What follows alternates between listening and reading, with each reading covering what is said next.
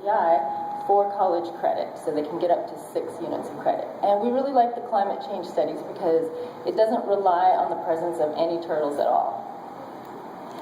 Frances directs the Ocean Connectors program, and she concentrates on low-income kindergarten through 12th grade students in California, Mexico, and Alaska. And this picture here, this picture here is from San Diego Bay. We have green sea turtles, and she took a field trip with some San Diego students to visit their local population. So we collaborated and started Bridge the Border, which crosses both age borders and international borders. And the goal here is to teach science and math through our favorite charismatic species, which is sea turtles. The pilot project, here are the locations of where we were in San Diego at Montgomery Middle School. 2 interns from the Science Exchange were at Akumal working with loggerheads and greens, and 2 interns were at the Punta Banco research site under Potoma in Costa Rica working with olive ridleys. The educational technologies that we employed were video Skype, blog, a photo board, which is also on the blog site, and I'd like to note here that the middle school students basically know how to do this better than we do.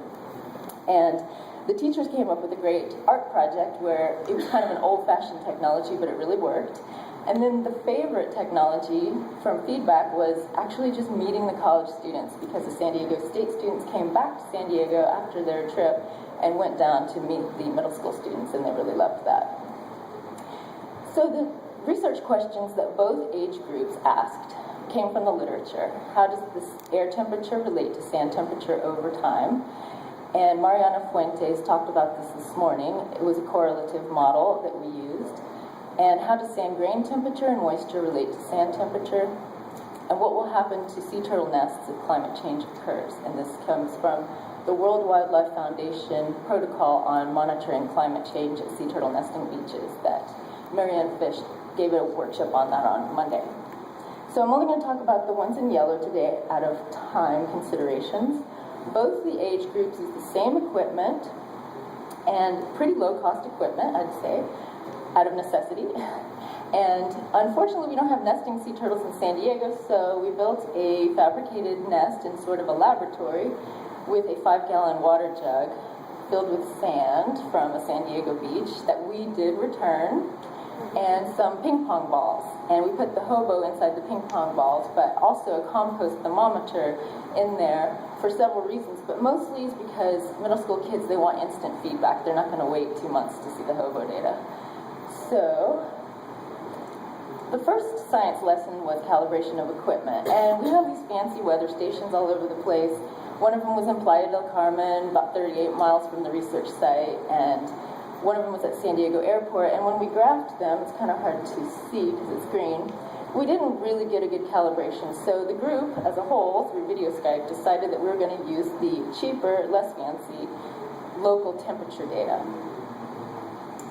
Here's my favorite graph, because the compost thermometer, when they applied a heat lamp to simulate daytime temperatures, they read the compost thermometer and recorded it. And when we finally unburied the hobo after 2 months, the hobo and the compost thermometer data were pretty good. So kudos to the compost thermometer, but mostly the middle school students really were collecting accurate data. Here's the raw hobo data, and I'm going to let you guess which one came from Akumal and which one came from the Montgomery Middle School site. Start with Montgomery. When they applied the heat lamps over 6 trials, it took a while to cool, which was kind of interesting. Versus the real nest with the real eggs in it, this was a green turtle nest, had less variation from day to night. And you can see the different trimesters as the eggs were developing, they heated up the nest. So to answer the first research question, we looked at the Akumal data and the Montgomery data and the relationship, just graphing it.